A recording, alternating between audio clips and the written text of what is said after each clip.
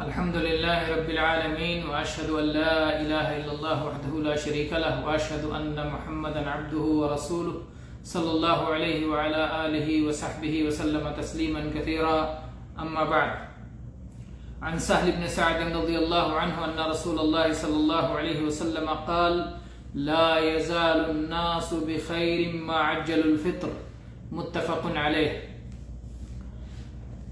آج ہم نے آپ کے سامنے سہل بن سعد رضی اللہ عنہ کی روایت کی ہوئی ایک حدیث پیش کی ہے، جس میں رسول اللہ صلی اللہ علیہ وسلم فرماتے ہیں: لا یزال الناس بخیر ما عجل الفطر. برابر لوگ خیر میں رہیں گے، بھلائی میں رہیں گے، جب تک کہ وہ افطار میں جلدی کرتے رہیں گے. افطار میں جب تک جلدی کرتے رہیں گے تب تک وہ خیر میں رہیں گے. کیوں خیر میں رہیں گے؟ شریعت میں اللہ تعالیٰ نے تمام چیزوں کی ایک حد مقرر کی ہے، تو اسی طرح سے صوم کی بھی ایک حد ہے، ایک ابتدا ہے، ایک انتہا ہے. ابتدا صوم کی ہے حتی یتبین لکم الخیط الابیض من الخیط الاسود من الفجر، یہ ابتدا ہے. اور انتہا ثم اتم الصیام الی اللیل، لیل یہ انتہا ہے. یہاں پر صوم انسان کا تمام ہو جاتا ہے، مکمل ہو جاتا ہے. اور لیل شروع کب ہوتی ہے؟ لیل شروع ہوتی ہے سورج کے غائب ہونے سے. سورج غائب ہوا، رات شروع ہو گئی.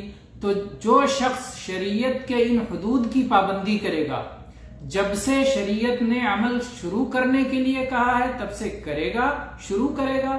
جب ختم کرنے کے لیے کہا ہے تب ختم کرے گا. گویا شریعت کا مکمل پابند ہوگا. اپنی مرضی چلانے کے بجائے، اپنی رائے چلانے کے بجائے شریعت کی پابندی کرے گا، اتباع کرے گا تو وہ خیر میں ہوگا. تو اس حدیث میں گویا ہم کو اتباع شریعت کی تعلیم دی گئی ہے. برابر لوگ خیر میں رہیں گے، بھلائی میں رہیں گے، جب تک وہ افطاری میں جلدی کریں گے. افطاری میں جلدی کرنے میں آتا ہے شریعت کے حدود کی پابندی. ایسے ہی افطاری میں جلدی کرنے کی وجہ سے امت خیر میں کیوں رہے گی؟ کیونکہ نبی کریم صلی اللہ علیہ وسلم نے افطاری میں جلدی کرنے کی ترغیب دی ہے، قولی طور پر بھی اور عملی طور پر بھی آپ نے افطاری میں جلدی کر کے بتایا ہے. تو گویا اس میں پوری طرح سے اتباع سنت موجود ہے. اسی طرح سے جو لوگ افطاری میں جلدی کرنے کے بجائے تاخیر کرتے ہیں، وہ دنیا اور آخرت ہر طرح کا نقصان اٹھاتے ہیں. دنیا کا نقصان کیا ہے؟ دنیا کو نقصان یہ ہے کہ آدمی جب صوم کو مکمل کر لے گیا اور بھوک لگی ہوئی ہے، پیاس لگی ہوئی ہے، اب اگر اللہ کی طرف سے اجازت ملتے ہی وہ کھانا کھاتا ہے، پانی پیتا ہے، تو اس نے اپنے آپ کو مشقت اور تکلیف میں نہیں ڈالا. جو چیز اسے مطلوب تھی حلال ہوتے ہی اسے حاصل ہو گئی. تو اس طرح سے وہ دنیا کی تکلیف سے بچ جاتا ہے، بھوک اور پیاس سے بچ جاتا ہے، اور اپنے وقت پر اسے کھانا اور پانی مل جاتا ہے. لیکن ایک ایسا شخص جو اللہ تعالیٰ کی طرف سے کھانا پینا حلال ہونے کے باوجود وہ اسے مؤخر کرتا ہے، تو بلا وجہ وہ اپنے آپ کو تکلیف میں مبتلا کرتا ہے کہ اللہ نے کھانے کی اجازت دی پھر بھی نہیں کھاتا، پانی پینے کی اجازت دی پھر بھی نہیں پیتا، اور وہ افطاری کرنے میں دیری کرتا ہے. تو اس سے دنیا کا نقصان یہ ہے کہ اپنے آپ کو بلا وجہ تکلیف اور مشقت میں ڈالتا ہے. اور آخرت کا نقصان یہ ہے کہ چونکہ اس نے اتباع سنت نہیں کی، چونکہ اس نے جو ہے نبی کریم صلی اللہ علیہ وسلم کی شریعت کی پابندی نہیں کی، اللہ کے حدود کی رعایت نہیں کی، اس لیے ان چیزوں پر جو اسے اجر و ثواب ملنا تھا سارے اجر و ثواب سے محروم ہو جائے گا، اور گناہ نہ پڑے یہی اس کے لیے بڑی بات ہوگی.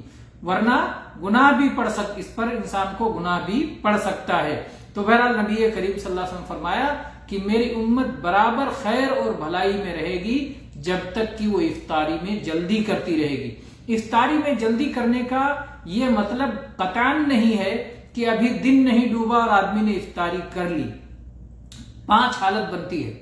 پہلی حالت یہ ہے کہ پوری طرح سے دن ڈوبنے کا یقین ہو گیا. ایسی صورت میں افطاری کرنا حلال ہے۔ دوسری حالت یہ ہے کہ یقین تو نہیں ہے لیکن ظن غالب ہے۔ ظن غالب کا مطلب یہ ہے کہ 50% سے زیادہ آپ کو امید ہے کہ دن ڈوب گیا ہے، ایسی صورت میں بھی افطاری کر لینا چاہیے۔ افطاری کرنا حلال ہے اور سنت ہے۔ اور تیسری صورت یہ ہے کہ آپ کو یقین ہے کہ ابھی دن نہیں ڈوبا۔ اگر دن نہیں ڈوبنے کا یقین ہے، سورج نہیں ڈوبنے کا یقین ہے تو افطاری کرنا حرام ہے۔ ایسے ہی ظن غالب ہے، آپ کو زیادہ امید اس بات کی ہے کہ ابھی دن نہیں ڈوبا، ایسی صورت میں بھی آپ اگر افطاری کر لیتے ہیں تو افطاری کرنا حرام ہے۔ صرف ایک صورت ہے کہ آپ کو 50% ایسا لگتا ہے کہ دن ڈوب گیا اور 50% ایسا لگتا ہے کہ دن نہیں ڈوبا، گویا شک ہے، ڈوبنا اور نہ ڈوبنا دونوں آپ کے ہاں برابر ہے، کسی طرف آپ کا ظن غالب نہیں ہے۔ ایسی صورت میں آپ کو احتیاط کرنا چاہیے، جب تک ظن غالب نہ ہو جائے تب تک افطاری نہیں کرنی چاہیے۔ تو افطاری جب سورج ڈوب جائے تو پھر ڈوبنے کے بعد تاخیر کرنا کسی طرح درست نہیں ہے، جیسا کہ بعض لوگ تاخیر کرتے ہیں اور وہ کہتے ہیں کہ ابھی بدن پہ رواں نظر آ رہا ہے، رواں نظر نہیں آنا چاہیے، اور بعض اس انتظار میں رہتے ہیں کہ آسمان پہ تارے چمکنے لگ جائیں اس کے بعد افطاری کریں گے، تو یہ سب غیر شرعی طریقہ ہے اور اس سے خیر ختم ہو جانے والا ہے، جیسا کہ اللہ کے نبی صلی اللہ علیہ وسلم نے اس بات کی پیشین گوئی کی ہے کہ امت خیر میں رہے گی جب تک وہ افطاری میں جلدی کرتی رہے گی۔ یہ متفق علیہ حدیث ہے۔ اگلی حدیث اس سلسلے کی عن ابی عطیہ قال دخلت انا ومسروق على عائشة رضی اللہ عنہا فقال لها مسروق رجلان من اصحاب محمد صلی اللہ علیہ وسلم كلاهما لا يألو عن الخير احدهما يعجل المغرب والافطار والآخر يؤخر المغرب والافطار فقالت من يعجل المغرب والافطار قال عبد الله يعني ابن مسعود رضي الله عنه فقالت هكذا كان رسول الله صلی اللہ علیہ وسلم يصنع رواہ مسلم۔ یہ صحیح مسلم کی حدیث ہے۔ ابو عطیہ کہتے ہیں کہ میں اور مسروق عائشہ رضی اللہ عنہا کے پاس گئے اور مسروق نے عائشہ رضی اللہ عنہا سے کہا کہ نبی کریم صلی اللہ علیہ وسلم کے دو صحابی ہیں اور وہ خیر اور بھلائی کے کاموں میں کوتاہی نہیں کرتے، لیکن افطاری اور صلاۃ مغرب کے معاملے میں دونوں کا معاملہ مختلف ہے۔ ایک صاحب ہیں جو صلاۃ مغرب کی ادائیگی میں اور افطاری کرنے میں جلدی کرتے ہیں، اور ایک ہیں جو افطاری کرنے میں اور صلاۃ مغرب ادا کرنے میں تاخیر کرتے ہیں۔ تو عائشہ رضی اللہ عنہا نے کہا کہ اچھا یہ بتاؤ جلدی کون کرتے ہیں، کون افطاری کرنے میں اور مغرب پڑھنے میں جلدی کرتے ہیں؟ تو مسروق نے جواب دیا کہ عبداللہ ابن مسعود رضی اللہ عنہ ایسا کرتے ہیں۔ تو عائشہ رضی اللہ عنہا نے فرمایا کہ رسول اللہ صلی اللہ علیہ وسلم بھی ایسا ہی کیا کرتے تھے۔ تو یہ آپ کی عملی سنت کا بیان ہے، اللہ کے نبی کریم صلی اللہ علیہ وسلم کی عملی سنت کا بیان ہے کہ آپ افطاری کرنے میں جلدی فرمایا کرتے تھے۔ یہ صحیح مسلم کی حدیث ہے۔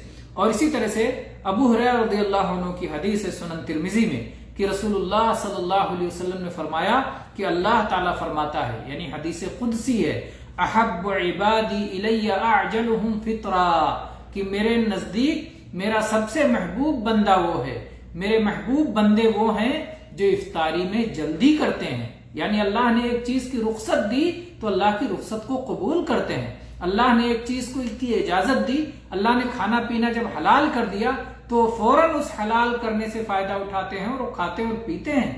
ایسا نہیں کہ اللہ نے حلال کر دیا پھر بھی یہ حلال کے قریب نہیں جاتے۔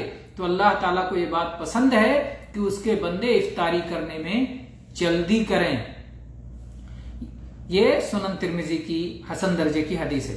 اور اسی طرح سے عمر ابن خطاب رضی اللہ عنہ کی حدیث ہے کہ رسول اللہ صلی اللہ علیہ وسلم نے فرمایا اذا اقبل اللیل من ہاہنا وادبر النہار من ہاہنا وغربت الشمس فقد افطر الصائم۔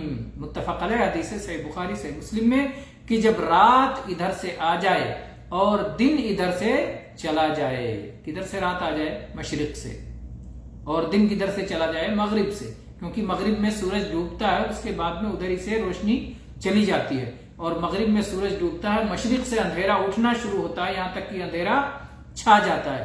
تو گویا جب مشرق سے رات آنے لگ جائے اور مغرب سے دن چلا جائے، یعنی سورج ڈوب جائے، تو صائم نے افطار کر لیا، فقد افطر الصائم۔ اس کا اہل علم نے دو معنی بیان کیا ہے۔ ایک معنی یہ بیان کیا ہے کہ صائم کے افطار کرنے کا وقت ہو گیا، فقد افطر الصائم ای دخل فی الفطر یا حل له الفطر، اس کے لیے افطاری کرنا اب حلال ہو گیا، افطاری کا وقت شروع ہو گیا سورج کے غروب ہوتے ہی۔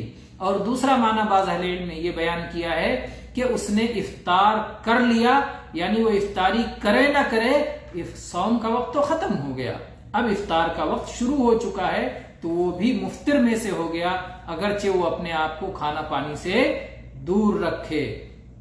لیکن زیادہ راجح معنی یہی معلوم ہوتا ہے کہ اب افطار کا وقت شروع ہو گیا، اور جب افطار کا وقت شروع ہو گیا تو اسے افطاری کر لینا چاہیے، اور دیر کر کے اپنا دنیا اور آخرت کا نقصان نہیں کرنا چاہیے۔